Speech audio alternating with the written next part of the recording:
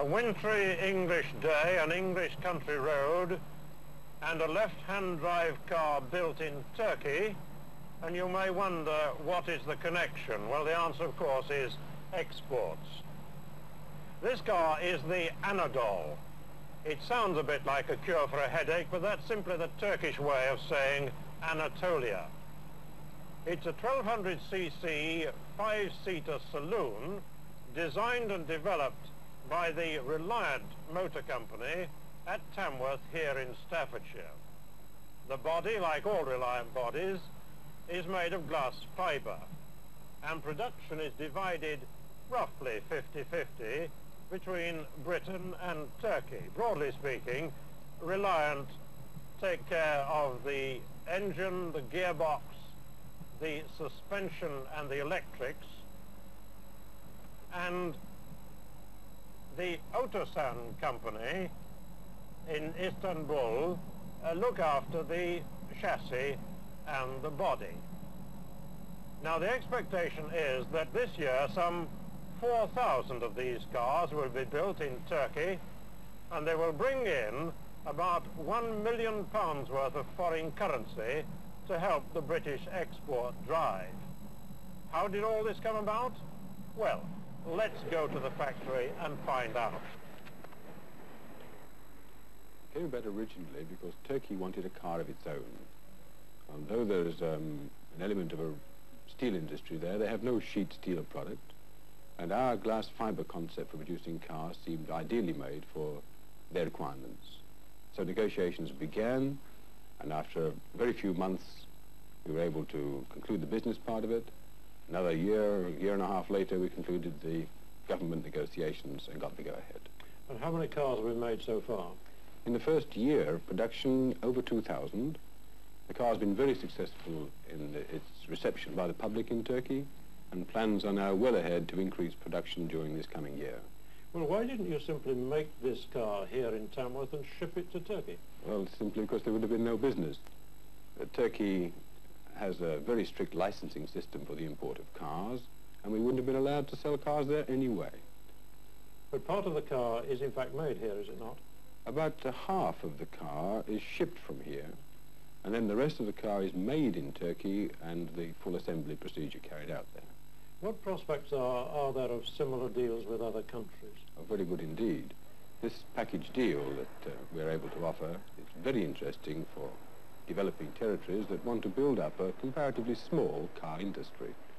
And discussions are at advanced level with lots of territories, African states, some more European countries, some Comic-Con countries too, where it's natural, and also the Far East and South America.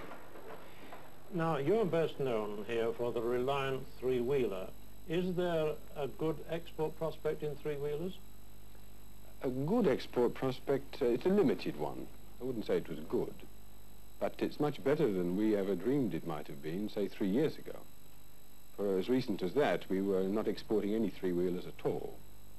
This year has just concluded, we exported about 700 three-wheelers.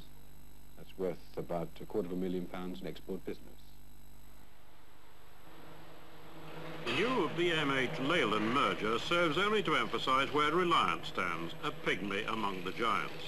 But having barely 1% of the total output of the British car industry is not without its advantages.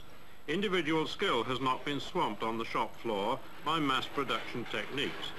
Company policy since the firm began 30-odd years ago has been to make as much as possible for itself. The assembly area is a small workshop where skilled men work in teams, a contrast to the giant car factories elsewhere, where most of the assembly job is broken down into tiny, repetitive details. A separate factory some miles from Tamworth is the centre for engine production. No other British car company makes so many engines of the light alloy type, and every engine is given a hot running test for final adjustments. Glass fibre for the car bodies demands techniques vastly different from those of the larger car body factories. It is handwork, often with the simplest of homemade tools. Essentially, the techniques are those of the tailor cutting cloth, rather than the metalworker banging out steel bodies on a giant press. The glass fibre sheets are bonded together with plastic resin and moulded into shape by heating in simple presses. Here, as in many other parts of the factory, the moulds and jigs are designed and built by the company's own engineers. Although this is a smallish company, it is by far the largest user of glass fibre in the motor trade. It has had to pioneer the techniques of handling and shaping this modern material.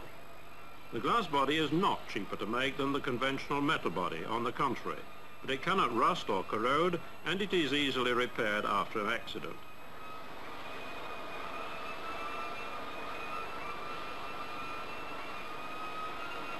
If one doubts the strength or resilience of the material, there's always somebody at hand who is happy to give a vigorous demonstration.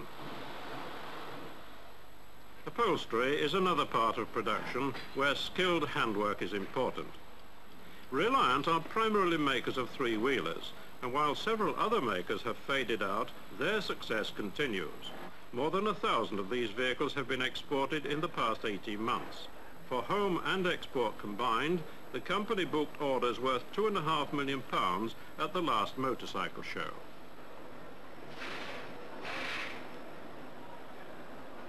Economy motoring, represented by this class of vehicle, is sensitive to the ebb and flow of hire purchase restrictions, purchase tax and the like. Company policy is therefore to look for export markets to help to offset uncertainty at home. Confidence in the future is so great, however, that an expansion policy has been announced and the recruitment of more workers to achieve it has already begun. Over the past 4 years, the company has swung away from its exclusive devotion to three-wheel motoring. A four-wheel car was created, retaining economy in operation and maintenance, since it has always been recognized that many Reliant owners are the mechanically minded sort who like to do their own servicing.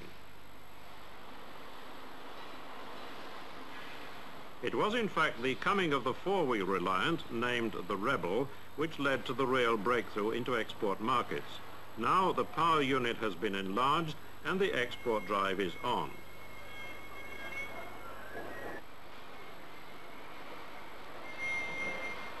The Staffordshire factories, in addition to employing skilled men, also have many jobs for women, particularly on trim and upholstery work.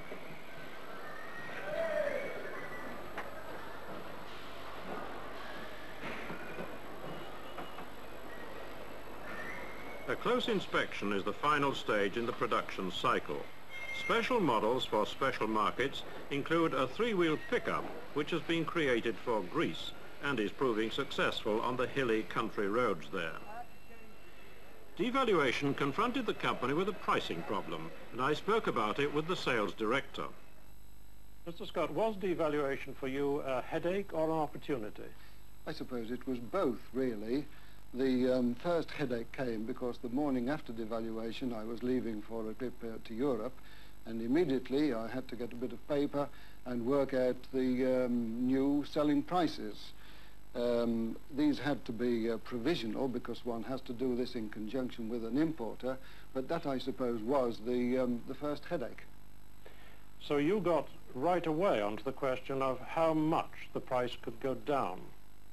Yes, immediately, because after all this was the whole purpose of devaluation, and the thing that we are interested in is how much benefit can we derive from this in lowering our prices in overseas markets. Now this is for Reliant cars today, but what of the Reliant cars of the future? Well, we have lots of ideas, and maybe this is some sort of an indication, but after all, you know, we don't have to wait too much in the future because we have a very good motor car, the Scimitar, and perhaps you'd like to come and have a look at it.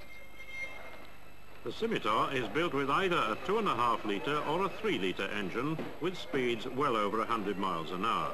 The 2.5 litre version, which has a 600-mile range without refuelling, is aimed specifically at European markets. And so a sports car has been added to the export range, and Reliant seem confident that this is another great step forward. At any rate, here is one firm at least which has decided to cut the price to the foreign customer and pass on to him the full benefit of devaluation.